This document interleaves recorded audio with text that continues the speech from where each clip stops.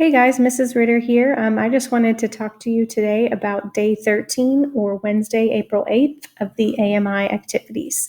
So I've got the 8th grade packet pulled up here as you'll notice, but this is the same assignment for both 8th grade and 9th grade. So this goes for both of you. The first thing you're going to do is read a book or text of your choice for 30 minutes.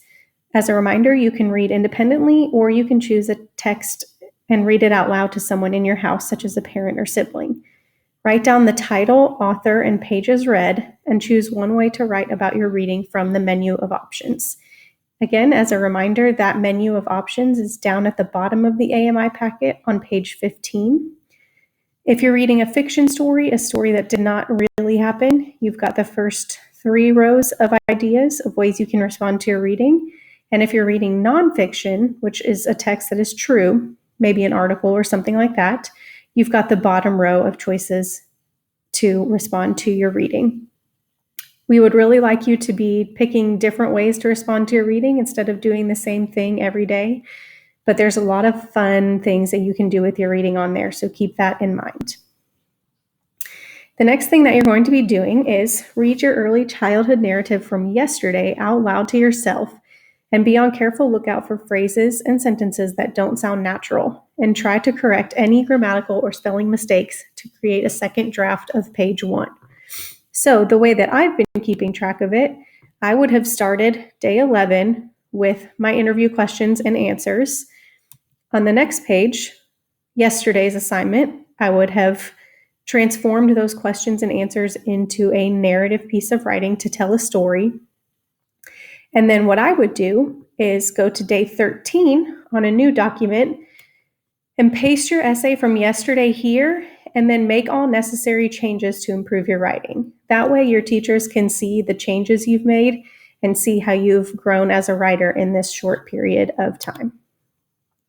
It may sound silly to read your narrative out loud to yourself, but it truly is the best way to catch anything that sounds unnatural or strange, or just things that flat out don't make sense. So that's a really, really great skill to use for this assignment and also for any other assignments you may be doing.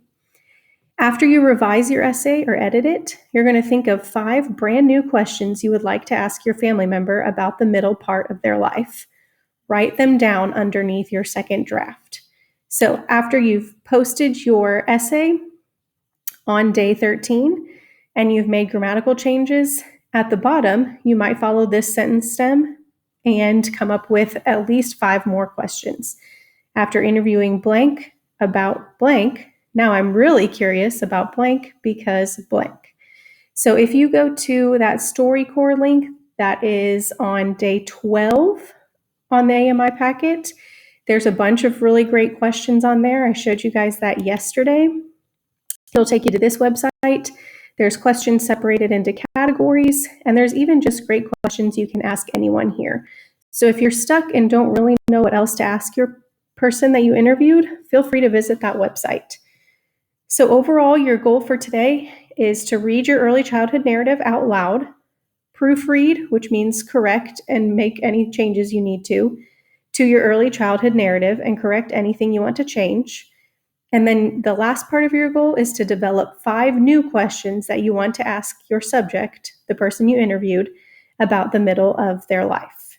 If you have questions, make sure to email your English language arts teachers, and good luck and have fun with this.